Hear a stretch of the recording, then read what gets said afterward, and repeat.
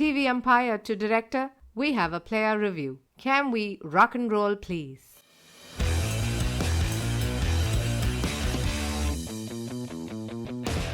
Hello and welcome to Bits and Pieces, the friendliest cricket podcast, which believes that you don't need an introduction.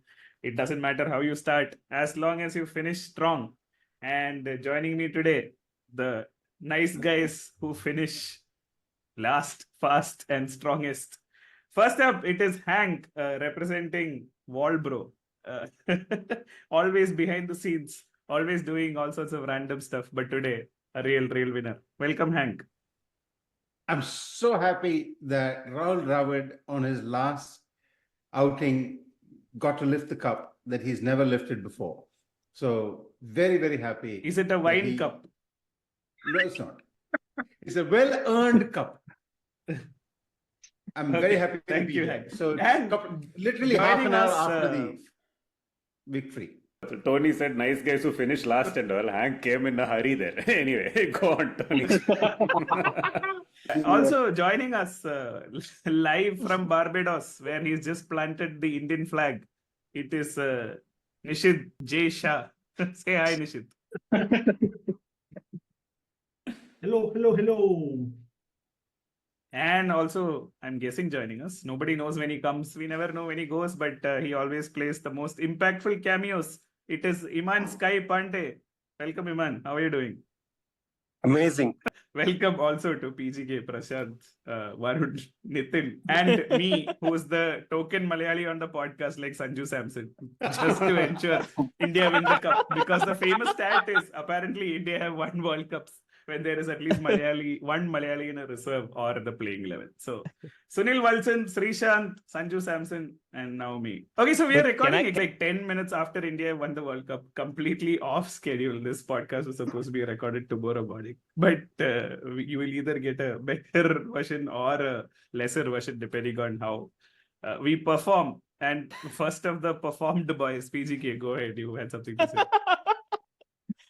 I was just going to say that, I think, whether it's either going to be a better version or a worst version, because as you can see, we are all in like very different and varied emotional and spiritual states. Okay.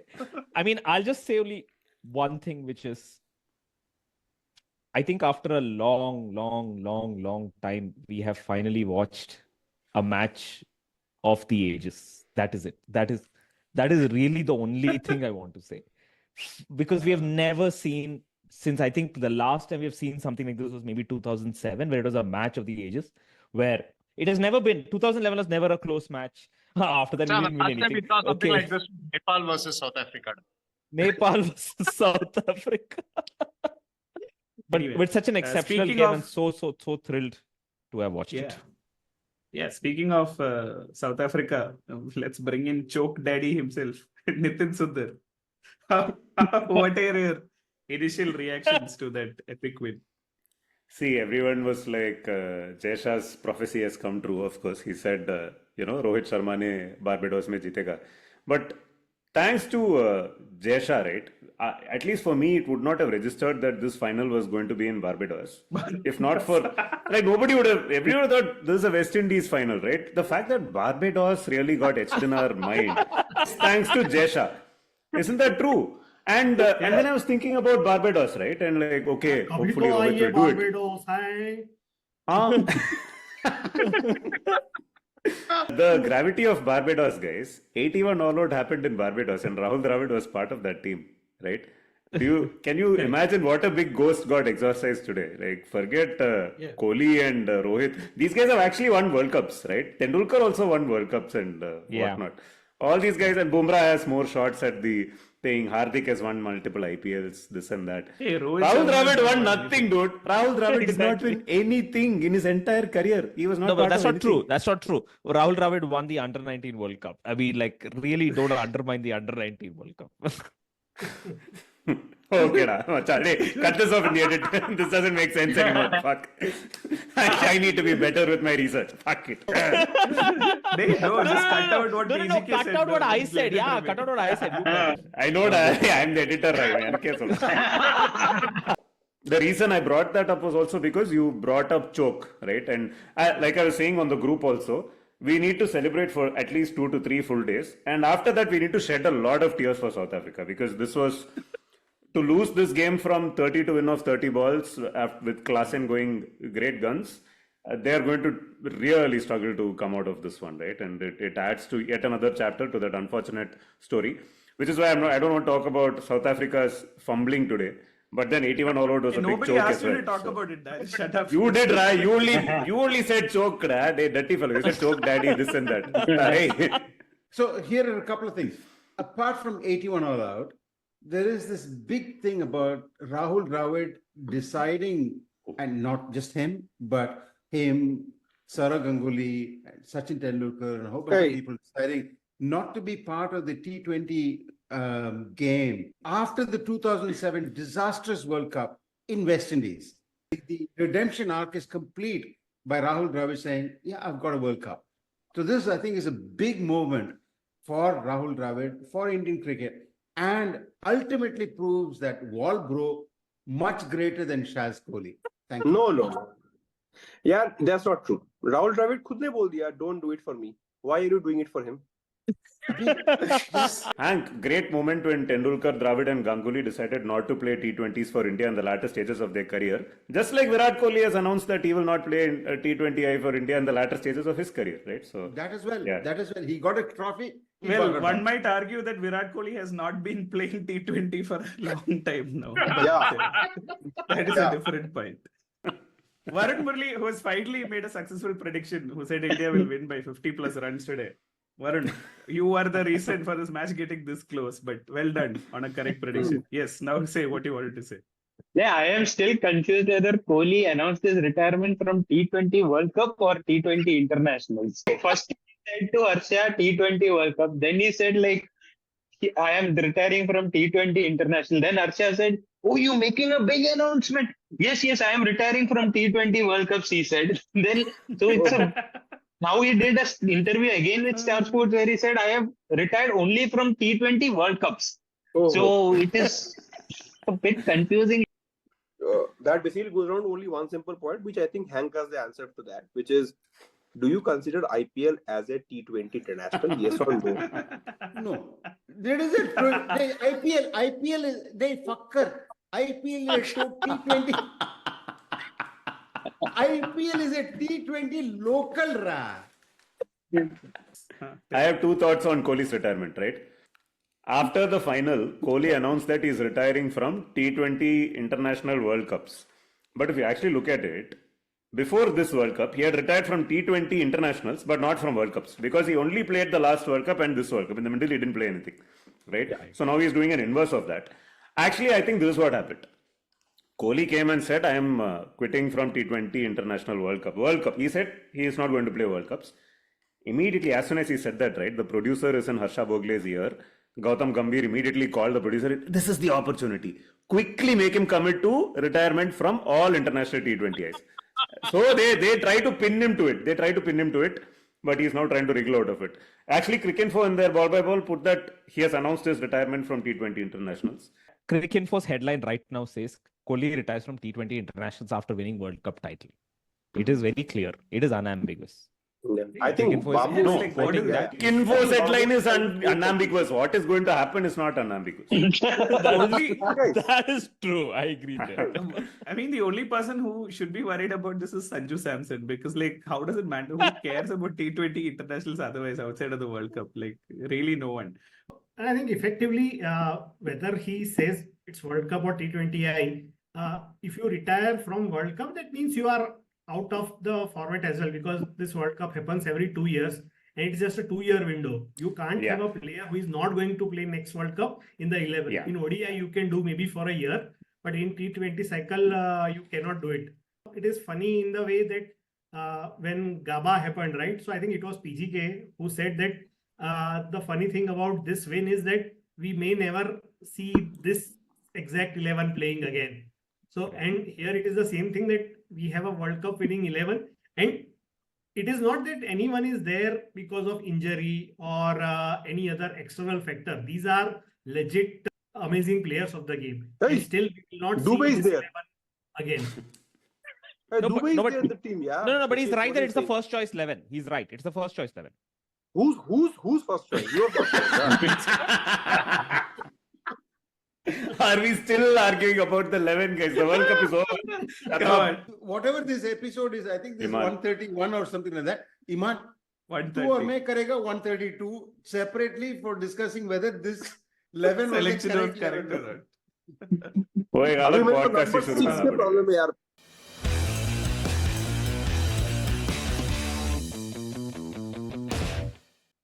Iman plays cameos on bits and pieces. His most famous cameos happen after World Cup finals, right? Yes.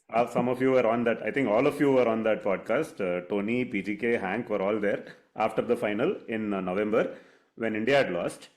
Iman's monologue on Sky is one of the best bits and pieces of all time about him inverting the V into an A. Thoda baju mein kel, thoda wahan pe kel, thoda straight mar, thoda flick mar. Nahi, everything goes behind. I actually feel. So you don't tell number 8 you had a problem. You had a problem with multiple issues. You had issues with multiple spots in the 11 in 2023, which is fine. Yes. I have a feeling Sky has actually listened to that podcast. Today he redeems himself in the V. In the V. That catch in the last over was in the V, as straight down the ground as it goes.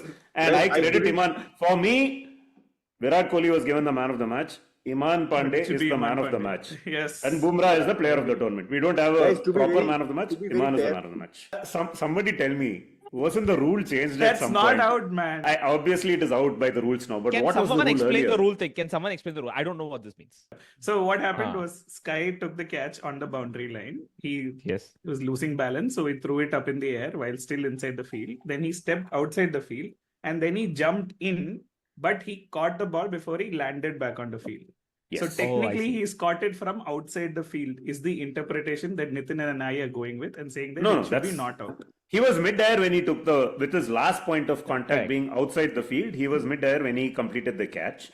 At some stage, I believe the rule was, actually, I don't know what the rule was or what it is Okay. anymore.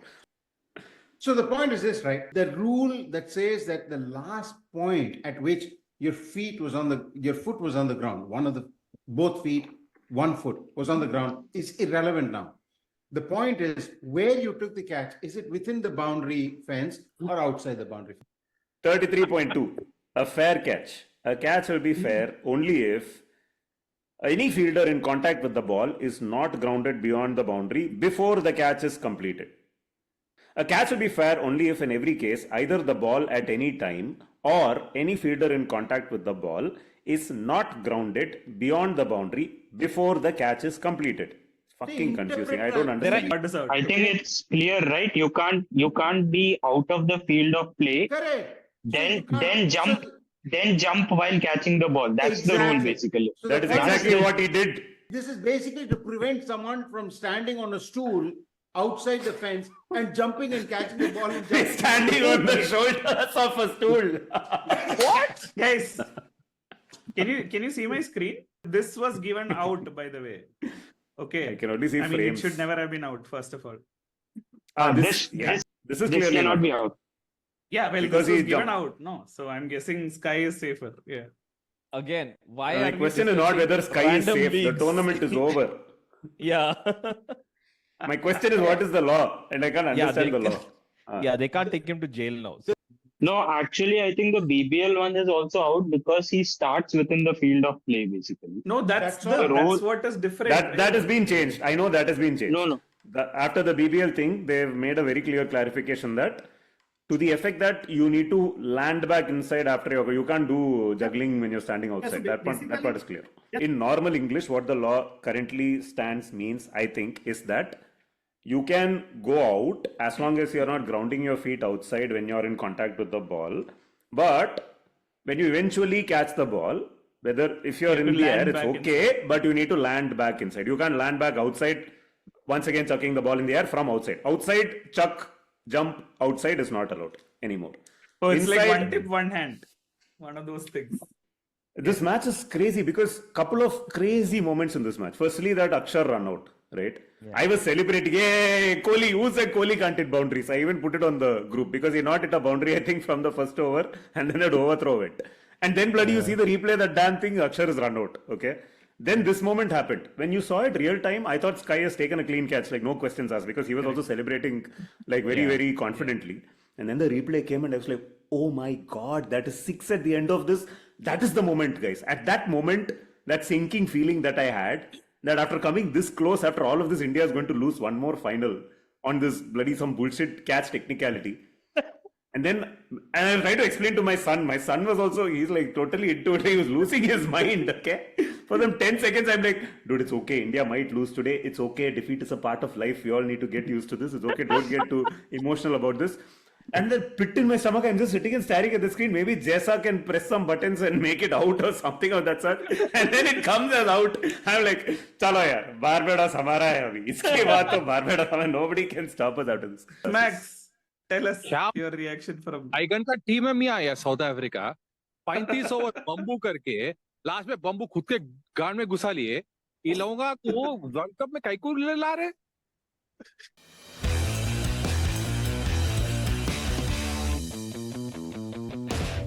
Yeah, before we get into the match analysis, let's utilize some raw emotion to tell It's the only been stories of 45 several minutes, people. guys. And pick your favorite story, right? There is Dravid's massive last dance, last chance at winning a trophy, which he did.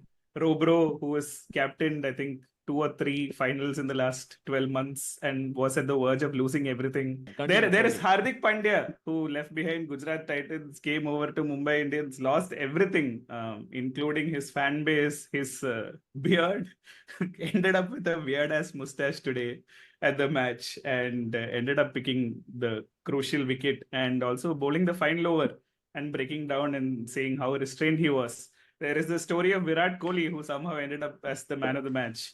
There is the story of Rishabh Pant, who weren't even sure if he'll ever play it. PGK, pick your favorite story and then we'll go around. My favorite story is obviously the one that everyone is thinking about. And I think that the real story of this World Sanju Cup, Samson. the real hero is...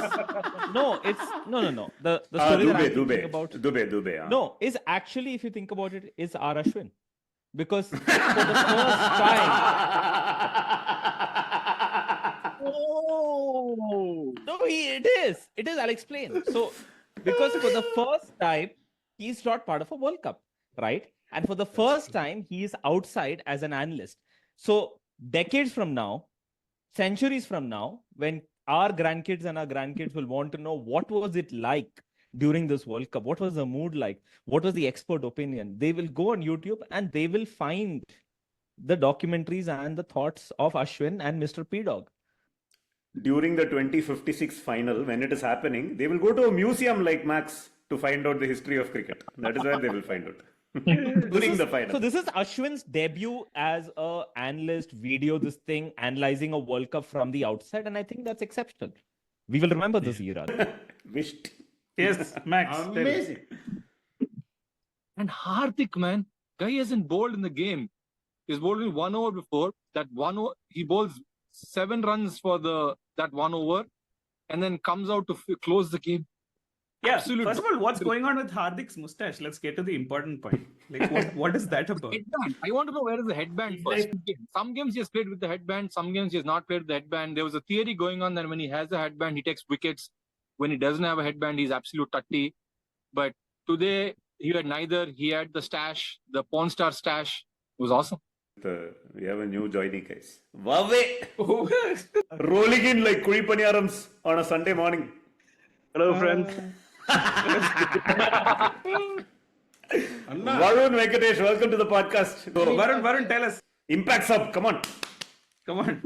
Impact sub. So the latest stat I read is that India has never lost an ICC tournament match when Shivam Dubey plays.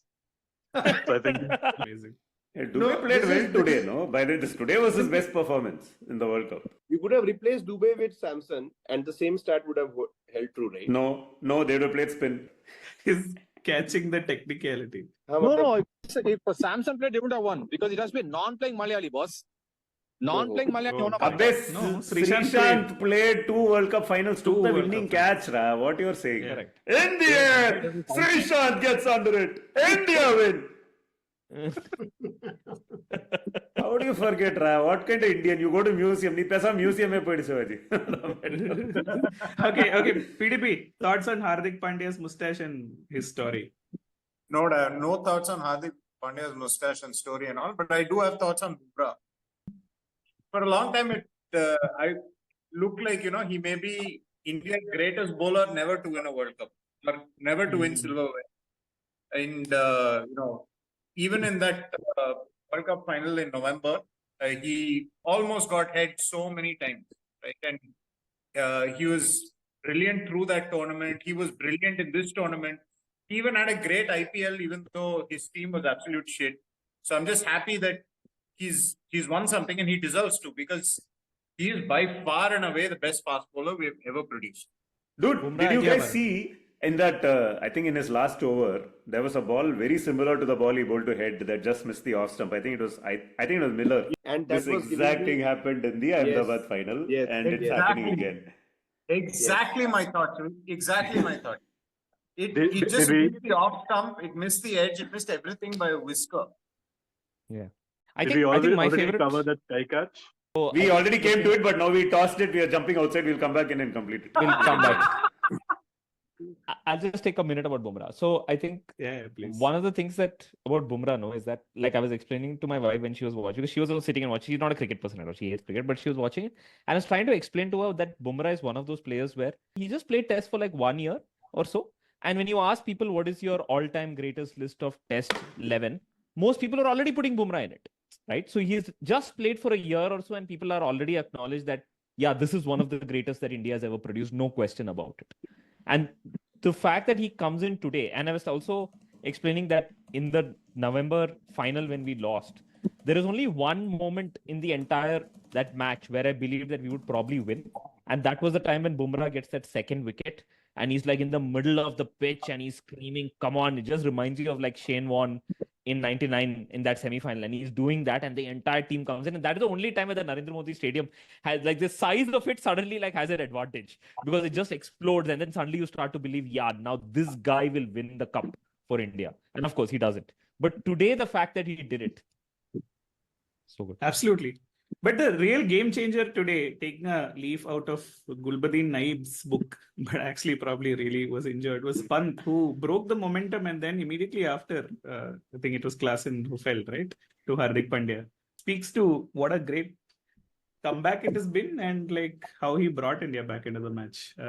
Who is the greatest Pant fan here? Step up and speak up about the redemption arc. This trend of blow hot, blow cold with Pant actually started in the IPL itself, if you think about it. Right? Firstly, the comeback has been insane. I think Varun Murali, for all his stupidity, has redeemed himself big time by predicting correctly with a lot of hope and heart that Rishabh Pant will make a strong comeback to the Indian team and play in this World Cup, when none of us thought that some of us thought he might never play for India again. But even during the IPL, right, one match he would play really, really well, and then another match he would struggle to get bat on ball. This World Cup has been like that for him, right? He had I think a very good performance against Pakistan, took a couple of great catches, completely went off the boil after that, with bat also, batting in a new position, number 3, not really something that he's used to. Today also, there was one ball that he let go, which actually ended up in a wicket, right? Right at the start. I think he gave Quinton de Kock a bye, which he should have stopped. And then next ball, Reza Hendricks got out. Strange sort of World Cup for Pant, but just generally, good presence in the team, great team guy, and a great voice behind the stumps and everything. So, good to see him back. Other than the emotional story around Pant, let's say if we had Samson as the full-time keeper and playing at number 3, maybe he would have done better than Pant. Yeah, Wave Richards आके थोड़ा wow, yo man, you coming back, man बोल दिया, थोड़ा सा story हो गया. But I don't really think Pant has done a lot. He's not done a lot. He has missed catches. Batting has been subpar, I would say. 3 matches, he was in his 30s or 40s when he played that stupid reverse sweep and he got out, right? And 3 matches, not once, thrice. Pakistan match, when he scored runs, he had 5 chances, not less. So Pant, I don't think he has had an average series. I think to me, he had a below average series. Story laga lo, accident ho gaya tha, we have been able to come back. ये वो सब side करो एक बारी के लिए. Can't disagree with what Iman is saying. But there are, I think, two things India did after the previous T20 World Cup, right? One is they said we are going to change our approach. We are going to be a little more aggressive. The other thing they did was they said we need more left-handers, right? They had too many right-handers in the top order in that last World Cup. In the last World Cup, Jadeja was injured. They did not have Jaiswal. They did not have Pant. No, they had Pant, but Pant was still not clear as a T20 option. They used to send Akshar at number 4 to break up KL Rahul, Sky, Rohit, Kohli. You saw it even today that South Africa had to hold back their spinners because left-handers were out there. They went in with a very clear thing that we need a lot of left-handers in the top order and we need options to keep mixing it around. Left-handers are required. That doesn't mean that you bring in Pant and Dubey. You have better left-handers in the team. They were basically layering lasagna. Sorry, it was left-hander lasagna. Yeah. If you really needed like informed left-handers, the answer was Yashasvi and Rinku Singh, and not Dubey and Pant. Guys, this is the version of the podcast we would have recorded if South Africa had won the World Cup. Yeah. 11 के बारे में क्या बात चल रहा है अभी?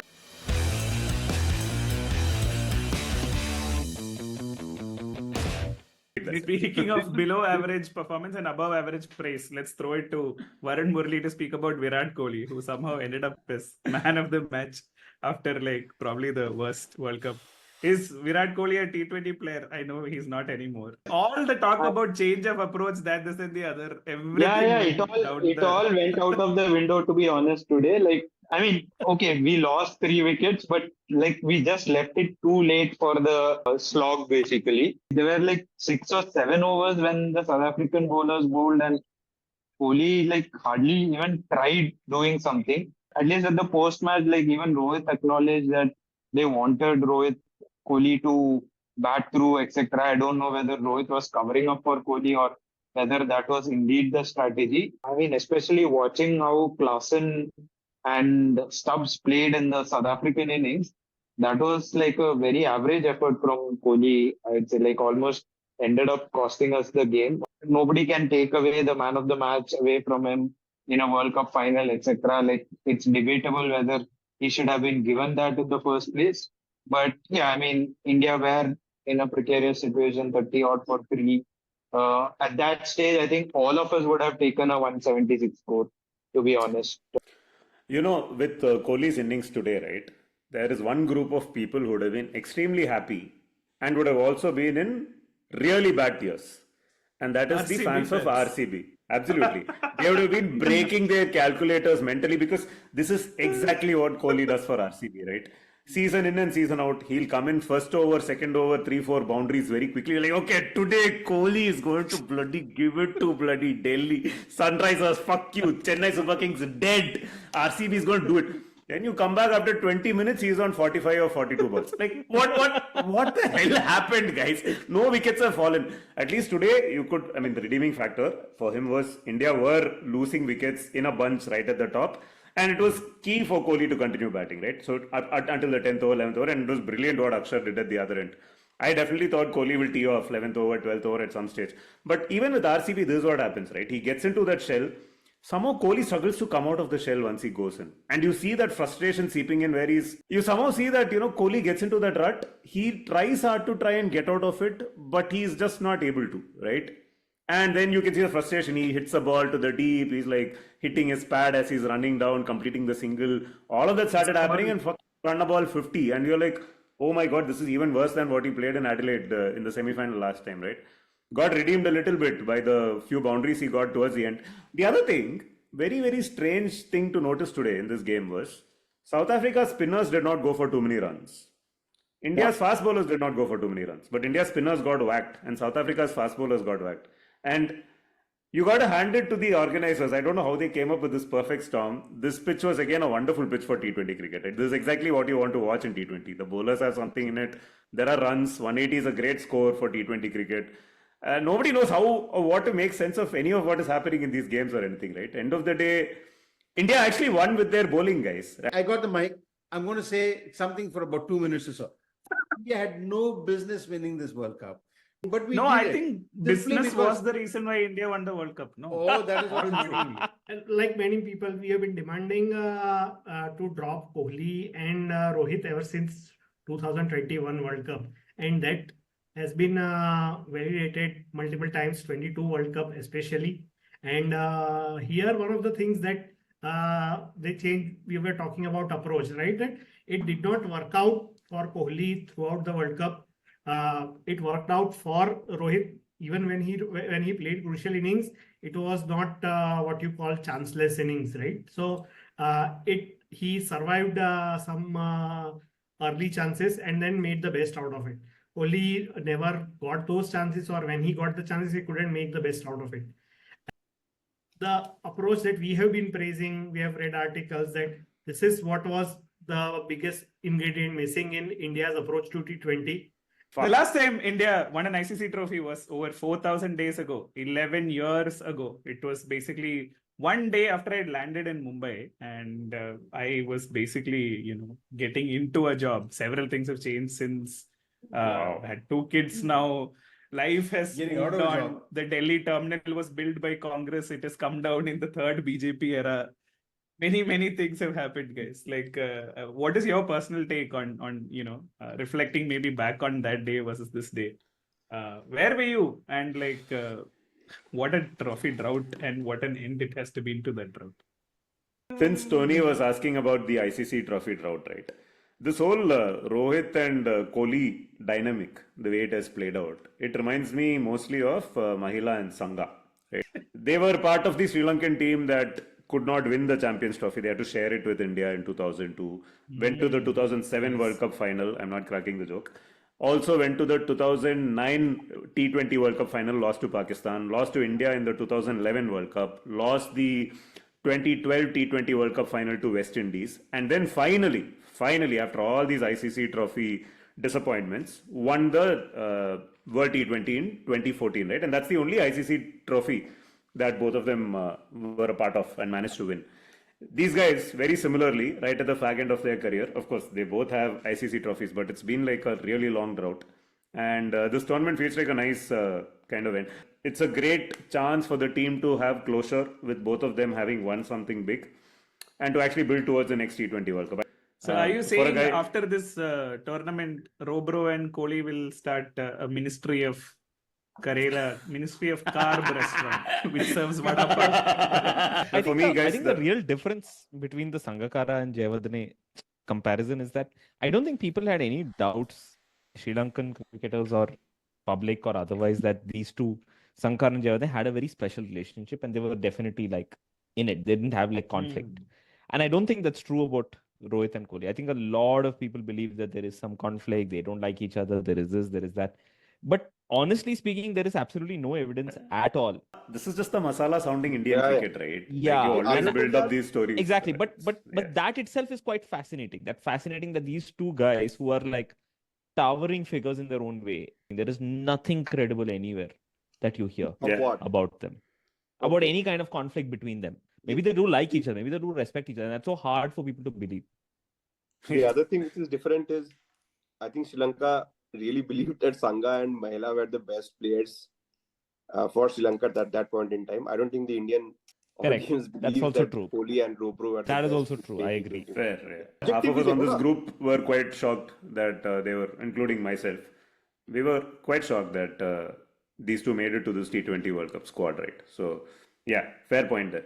In 2007, people said Tendulkar overstayed his welcome and should not have played the 2007 World Cup and ended up winning in 2011. And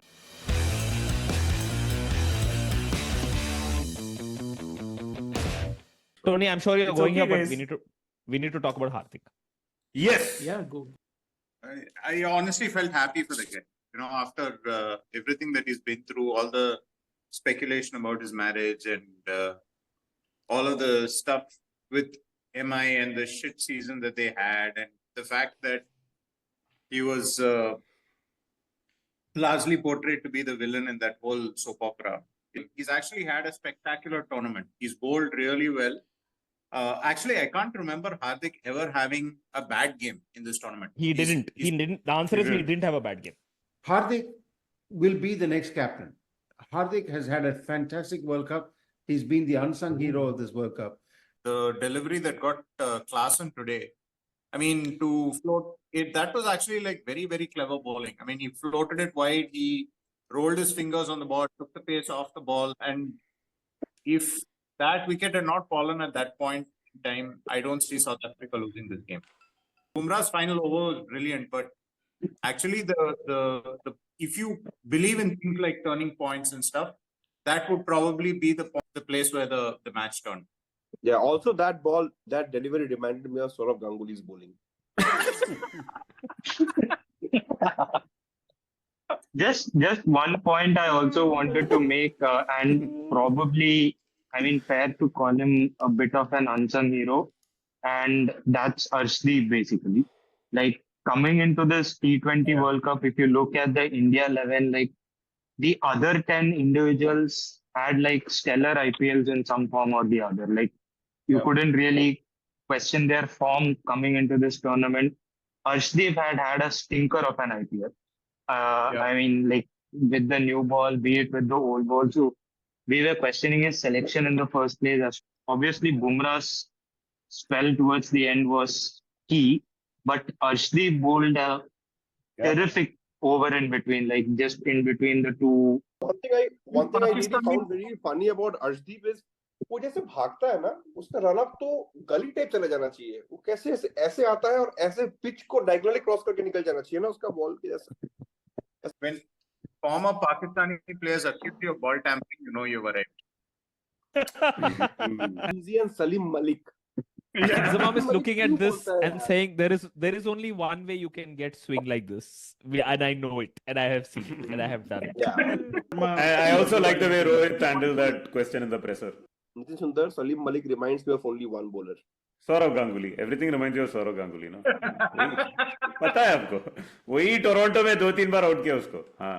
5 बार. 5 बार वही था. चलो ठीक है. So on Hardik Pandya, right?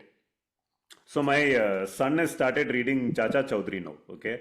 And the storyline of one of the Chacha Chaudharys he's reading, and this is very strange, is about a bookie from India who goes to Dubai and tries to fix matches. This is actually the storyline. And so we were discussing this today, and I was explaining to him what a bookie does, okay? That he takes bookkeeping for bets and everything. And invariably the conversation went to betting, match fixing. I told him about match fixing and how there was this huge controversy, and how when I was this age, I used to be a huge fan of a player, Ajay Jadeja, who later was banned and all of that, right? And then I was thinking, I told him, but nowadays match fixing doesn't happen because there's a lot of money in cricket. The players stand to lose a lot if they fix matches and all of that, right? Then I was just thinking about the last 3 or 4 months, everything starting from the IPL with Hardik taking over Mumbai captaincy, Rohit playing under Hardik, whatever transpired during the IPL, the selection for this T20 World Cup, Rohit being the captain, Hardik playing under him, and all of us losing our collective mind. I'll put myself right up there saying, how the hell is this team going to function with this dynamic between these two players and the entire 11 having so many Mumbai players? Now, the way this World Cup has panned out, right, with the role that Hardik has played in it, in the context of the way Rohit has handled him, all the way boiling down to that very last over where Hardik bowls the match-winning over and wins the game for India. Even Jay Shah cannot script this, guys. For me, this is really the proof that this is proof that this cannot be fixed, because this is just impossible to script out, right? Like very well-written WWE scripts cannot play out the way the last 4 months in Indian cricket have played, just in the context of Hardik Pandya.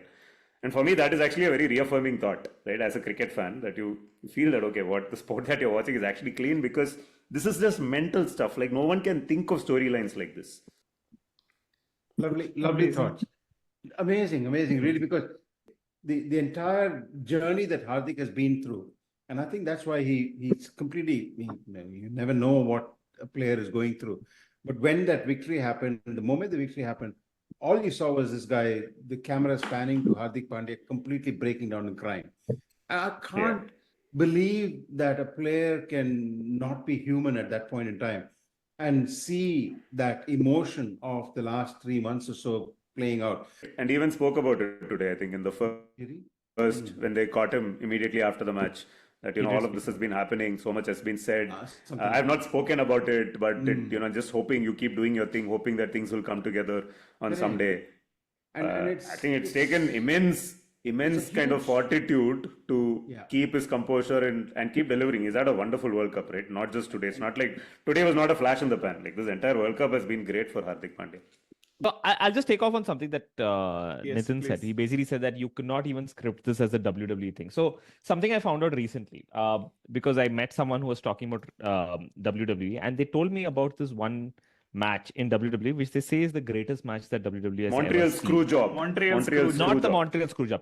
Oh, The greatest match second that best. WWE has seen is this match that's called WrestleMania 13. And WrestleMania 13, what happens is it's this match between Bret the Hitman Hart versus Stone Cold Steve Austin, right? Oh. And this match is supposed to be one of the greatest WWEs ever because it is the first time that in WWE they do this thing called a double turn. Essentially, what that happens is when you come into it at the beginning of it, Bret the Hitman Hart is like the hero and the person whom everybody is like identify with. The character is called a babyface, and Stone Cold Steve Austin is basically the heel. So you're someone whom the audience boos, etc. And these guys basically said, can we do a match in such a way that by the end of it, we both invert our positions? So the audience ends with Bret the Hitman Hart basically looking at him as a heel and this guy looking at him as this hero. And they do it and they succeed. So I think from my standpoint for this World Cup, it is so crazy how a lot of people have got exactly the endings that they wanted. Rahul Dravid has won a World Cup right at the very end and it's done. Rohit Sharma ends with a World Cup. Kohli ends with a World Cup. Hardik basically gets all the affirmation he needs to become the next captain of India. Hardik is the next captain of India. There is no doubt about it now. Absolutely none. Right? Bumrah becomes goes into legend territory. I mean, look at it. Every single person gets the ending that they want in this World Cup. So And are that we is saying like Jay quite scripted extraordinary. this? Is that the conclusion?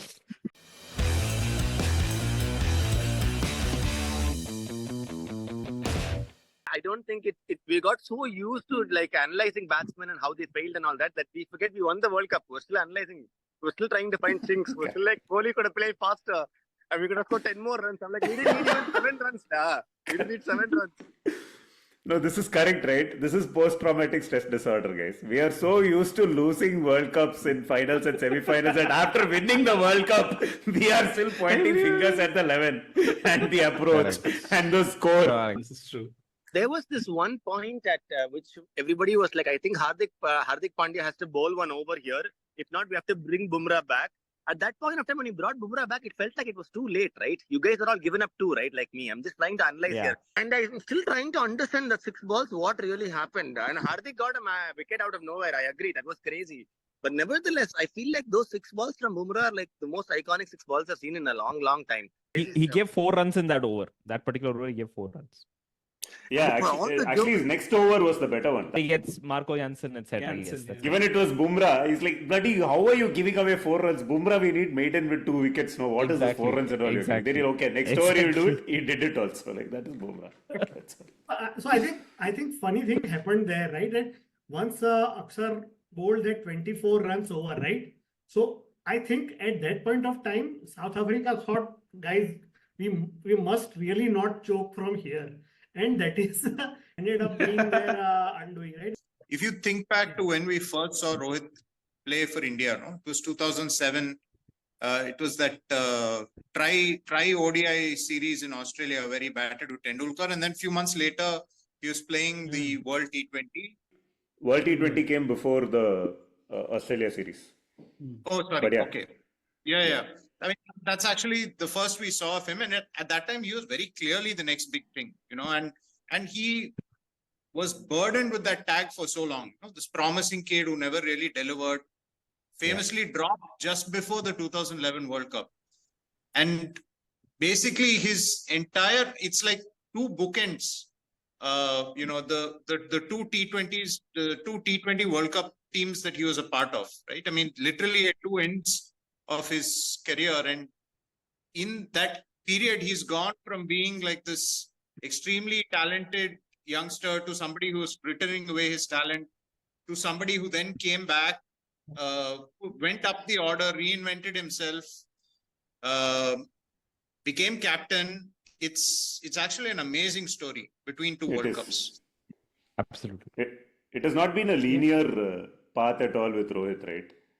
In fact, if you go back to the 2007 T20 World Cup, the first big knock he played was against South Africa. Do you remember? Where it was a very difficult pitch. India were in trouble. I think they lost 4 wickets early. Rohit scores a 50. South Africa didn't have to win that match. They had to lose not too badly and they would have qualified on net run rate. But it was a tricky, typical South African, kind of midway target and they get screwed over. Dinesh Karthik takes that great catch. Later in that tournament, Robro plays this, he plays a quick 30 or 16 type thing, I think, against Australia also. After Yuvraj's blitz. And in the final, I think he gets a 6 off in the final over, right? Which India wins. But Robro's trajectory, right? When he first even came to open in one-day cricket, it seemed very strange. And that was around 2013, Tri-Series in West Indies, where they made him open. And you're like, how the hell is this guy going to open? He struggles against the moving ball, even in the middle order in limited overs cricket. Then he opens, he does very well there, becomes like, a beast in one-day cricket. Then you're like, okay, but the Test cricket, there's no way he can play. It has to be middle order. Then he becomes an opener in Test cricket and becomes a really accomplished opener. Then he becomes captain and now he has an ICC trophy. In the middle of all this, winning multiple IPLs, taking a hat-trick for Deccan Chargers. Let's not forget. And all those double hundreds. It is the most unusual kind of career that anybody could have had, right? And I think that plus his personality sort of informs his captaincy, right? I think we mentioned about this earlier, that he's someone with a light touch, but also someone who accommodates everyone and makes sure there is a good mahal in the team, right? I remember from one Sanju Samson interview, right? Which is that he was basically, they were all in New Zealand and he was like not even part of the squad or whatever. And then Rohit calls up Sanju and says, Sanju, come, let's go for dinner.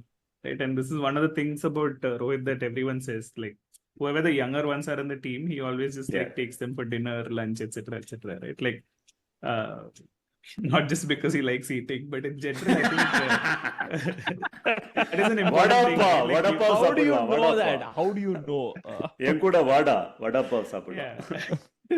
No, but given the tremendous amount of pressure that is on India constantly, and having had this tag of like, not winning so much, it was important to have someone like a Rohit right now rather than a Kohli, right? Heading or like helming that team. Although Kohli has also changed tremendously, I feel like having Rohit in that room lent a sense of composure and someone who doesn't, take it too seriously, even with his press conference answers or whatever, right?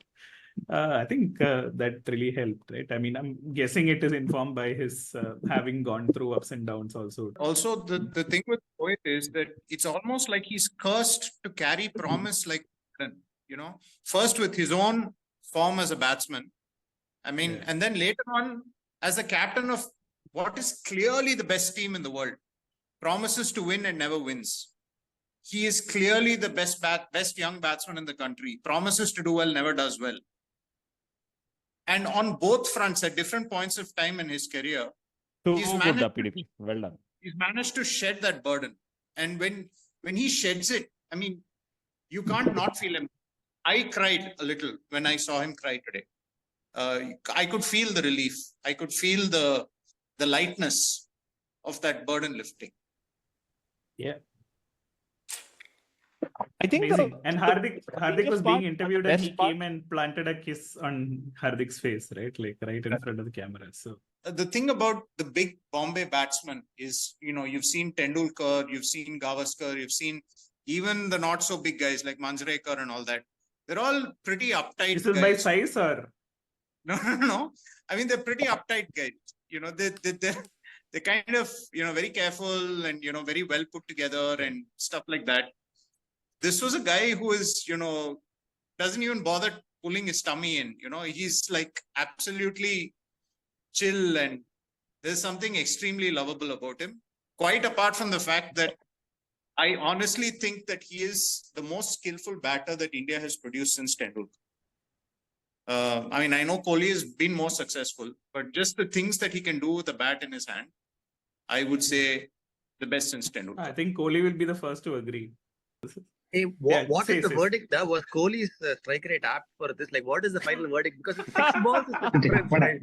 Musa, you realize you are doing exactly what you pointed out. World Cup victory done. Kohli announced retirement. Now you are asking was his strike rate enough? Rohit also retired. If you record a podcast long enough, you will turn into what you hate. And I feel like we've reached that point. So this may or may not be episode 130. Thank you for staying with us on episode 130 of Bits and Pieces, celebrating a famous Indian win after 4,000 days, winning an ICC trophy. We don't know when the next one will come, but hopefully it is soon enough. Till then, we will be celebrating India's wins, which are upcoming against Sri Lanka. For some reason, we are playing them in July, right? Wait. There was a squad for Zimbabwe that was announced, right? What are you saying? That Sri is Lanka? India. What are we doing That is to do with India. this podcast now? What is this podcast even make sense? Do we even continue? This is the first ICC trophy in the Bits and Pieces era. Yeah. Like, what is the point of this podcast now? Now it's over. Correct. What are we going to talk about next week, dude? What nonsense? What are we going to talk for the next 6 months? Until The BGT 11. do we have anything? Rafali's double under draw. That has to be edited out. No. Okay. On that note, we are signing off with multiple people who you would have heard at some points in time. This is Tony, Nitin, Prashant, Varun, PGK, Murali, Hank, Iman, Varun, Nishit, Iman, Varun Venkatesh, Max, a bunch of us. So. Forgot him. We had 11 people on the pod today, guys. We actually had 11 people on the pod today. If you should watch this on video. Even then it won't make sense. But what a win. What a win. Please celebrate. When do we have to start crying about South Africa, using Nitin? Tuesday. I've fixed July. Tuesday. 2nd July. Tuesday. 2nd July. Please dedicate to crying for South Africa. Till then, please celebrate. And thank you for staying with us. Say bye, guys. Bye. TV umpire to director, we have a player review. Can we rock and roll, please?